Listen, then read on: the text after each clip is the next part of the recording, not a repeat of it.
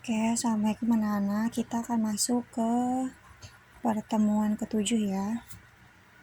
Pertemuan ke-7. Oke. Pertemuan ke-7 itu materinya itu adalah menyampaikan informasi dalam berita ya. Menyampaikan informasi dalam berita.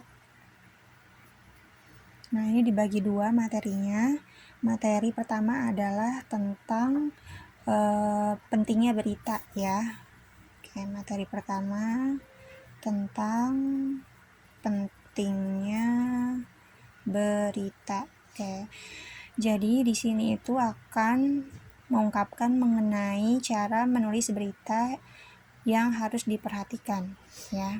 Berisi tentang cara menulis berita. Nah, seperti apa cara menulis berita? Yang pertama adalah menemukan peristiwa maupun kejadian untuk dijadikan berita ya. Berarti yang pertama adalah menemukan peristiwanya dulu. Nah, jadi tidak semua hal bisa dijadikan suatu berita ya. Peristiwa apa yang bisa dijadikan berita? Yaitu peristiwa yang sifatnya aktual atau penting, seperti misalkan kebakaran atau bencana alam ya. Ini adalah penting, jadi harus diberitakan. Dan yang kedua adalah misalkan peristiwa yang unik.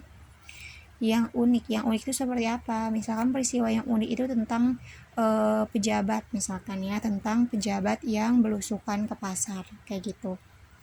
Jadi tentang peristiwa yang unik dan yang aktual yang bisa dijadikan berita. Dan yang kedua itu adalah sumber berita ya, pencarian sumber berita. Nah, untuk sumber berita ini kita itu harus menemukan sumber informasi yang tepat ya. Harus menemukan sumber informasi yang tepat. Nah, agar isi beritanya itu akurat. Nah, biasanya sumber informasi ini kita lakukan dengan wawancara ya. Nah, wawancara ini agar kita mengetahui tentang berita tersebut dari sumber berita. Siapa saja yang diwawancarai? Yang diwawancarai itu adalah pihak yang terkait ya. Seperti apa? Seperti polisi, terus warga, atau saksi mata dan lain-lain ya. Ini adalah merupakan sumber berita. Lalu yang ketiga adalah wawancara ya. Wawancara, observasi, dan dokumentasi. Oke, dan dokumentasi. Nah, yang pertama itu wawancara ya. Wawancara ini dilakukan untuk mendapatkan fakta ya, atau data korban atau kronologinya seperti apa ya. Lalu kalau yang observasi, nah observasi itu adalah mengamati lokasinya ya, dengan mengamati lokasinya. Dan yang ketiga itu adalah dokumentasi. Oke. Nah, dokumentasi ini berisi tentang pengumpulan data yang bersumber dari bukti ya. Jadi ini pengumpulan data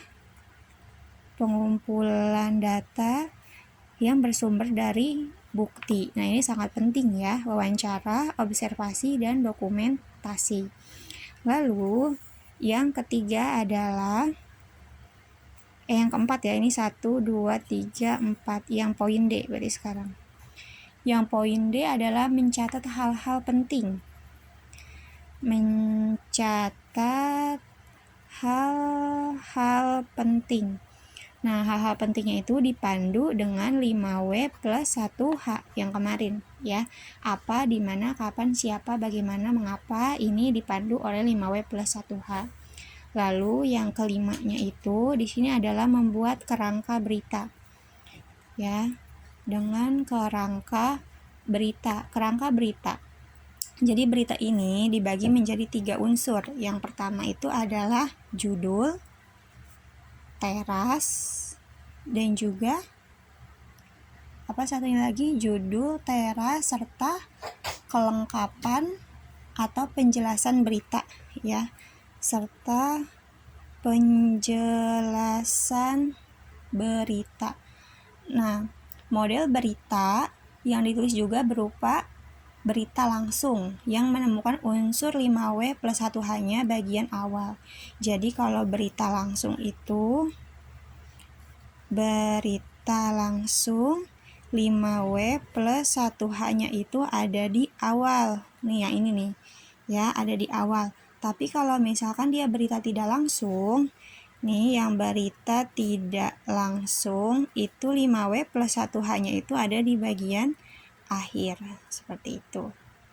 Dan yang keenam, yang bagian F, itu adalah menulis teras berita.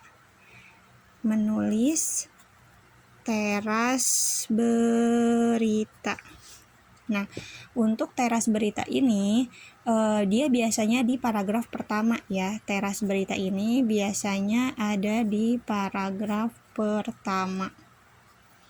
Nah, biasanya itu dia diawali oleh siapa dan apa. Nih, biasanya diawali oleh siapa dan juga apa ya. Lalu dia juga penulisannya itu harus sesuai dengan SPOK. Apa SPOK? Subjek, predikat, objek, dan keterangan. Nah, untuk berita mengenai peristiwa, biasanya dia ada unsur waktu ya. Unsur waktu dan tempat biasanya ditempatkan di bagian akhir paragraf ya. Gunakan seminim mungkin kutipan atau pertanyaan pada teras berita. Lalu yang selanjutnya adalah menulis isi berita. Nah, menulis isi berita. Nah, untuk isi berita ini sebaiknya disusun dalam paragraf-paragraf yang pendek ya. Oke, jangan panjang-panjang, pendek aja 3-5 kalimat. Oke, ini cukup aja ya segini. Dan selanjutnya adalah penyuntingan berita. Nah, penyuntingan berita itu dilakukan agar menghindari kesalahan ya. Berarti disunting terus, diulang-ulang lagi, direvisi lagi agar berita ini tidak terjadi kesalahan dan benar-benar itu berita yang bagus. Lalu selanjutnya adalah tidak mengandung fitnah ya. Beritanya tidak mengandung fitnah, hasutan, dan kebohongan. Ya, jadi nggak boleh hoax ya. Dan juga tidak merugikan serta menimbulkan dampak negatif dari masyarakat.